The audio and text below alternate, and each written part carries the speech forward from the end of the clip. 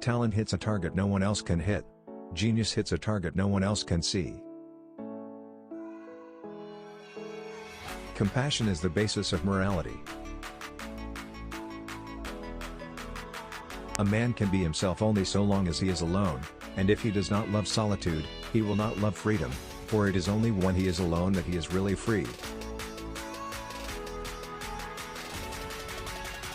Mostly it is laws which teaches us about the worth of things.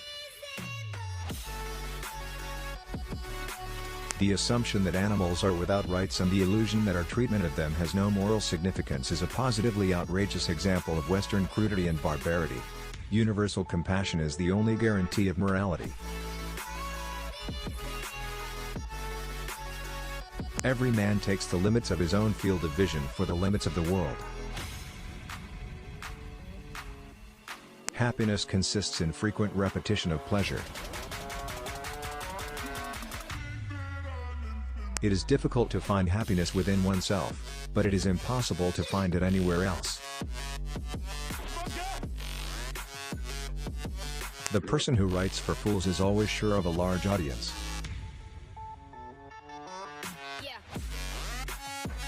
They tell us that suicide is the greatest piece of cowardice. That suicide is wrong, when it is quite obvious that there is nothing in this world to which every man has a more unassailable title than to his own life and person.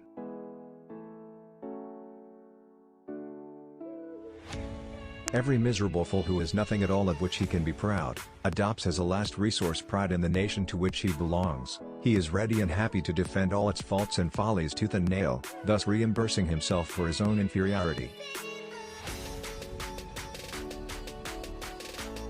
One should use common words to say uncommon things. Compassion for animals is intimately associated with goodness of character, and it may be confidently asserted that he who is cruel to animals cannot be a good man. When we read, another person thinks for us, we merely repeat his mental process. In learning to write, the pupil goes over with his pen what the teacher has outlined in pencil, so in reading, the greater part of the work of thought is already done for us. This is why it relieves us to take up a book after being occupied with our own thoughts. And in reading, the mind is, in fact, only the playground of another's thoughts. So it comes about that if anyone spends almost the whole day in reading, and by way of relaxation devotes the intervals to some thoughtless pastime, he gradually loses the capacity for thinking, just as the man who always rides, at last forgets how to walk. This is the case with many learned persons, they have read themselves stupid.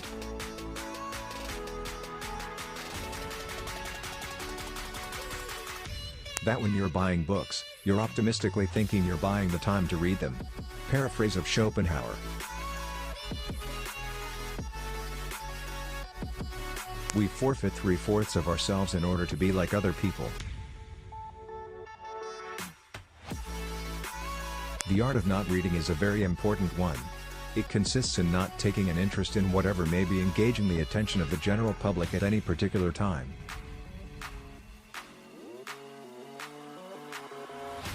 When some political or ecclesiastical pamphlet, or novel, or poem is making a great commotion, you should remember that he who writes for fools always finds a large public. A precondition for reading good books is not reading bad ones, for life is short.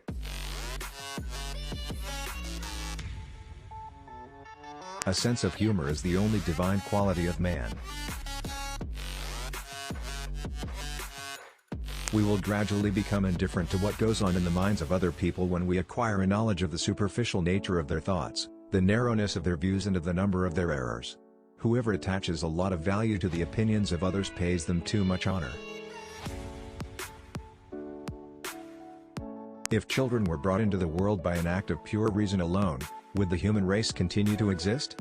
Would not a man rather have so much sympathy with the coming generation as to spare it the burden of existence, or at any rate not take it upon himself to impose that burden upon it in cold blood?